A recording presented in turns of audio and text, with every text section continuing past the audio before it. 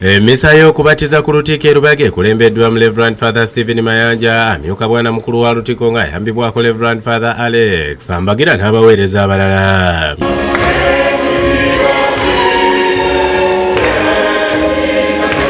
Yetabyeko abazadde n'abaana era nga Lutikko ekubyeko bugule nga kwe bakuliza olunaku lw'omutukuvu Stefano. Reverend Father Mayanja nga yeesigama ku mutuukirivu Stefano ayogedde ku lunaku luno lwagambye nti lwakwefumiitiriza ku mazima n'okwewaayo eri Omukama. Wano wasinzidde n'ayambalira abantu abatulugunya bannaabwe olw'okwogera amazima ne ku nsobi zaabwe. Twongere okusabira abo abayigganya, abo abeesoboddeyo okwogera ekituufu.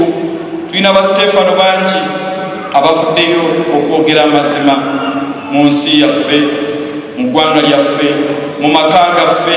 Kyokka wadde guli gutyo, Father Mayanja asabye abantu obutaterebuka wabula banywerere ku mazima ng'omutuukirivu bwe yali. Ate tusabire n'abo abayigganyizibwa baleme kukyusibwakyusibwa, baleme kuwabizibwa, baleme kuva ku ekyo Omukama kye yabayitira.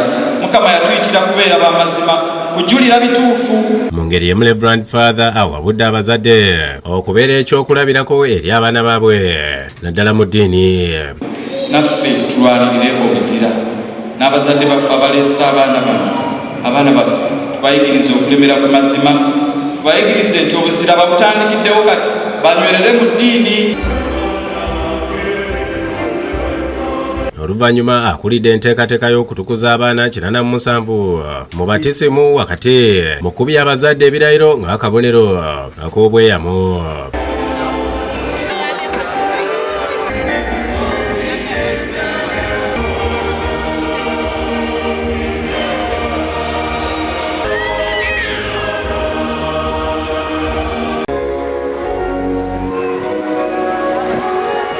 Abamu ku bazadde betwogeddeko nabo balaze essanyu olw'abaana baabwe okutukuzibwa mu Kristo era ne beeyama okubakuliza mu ddiini.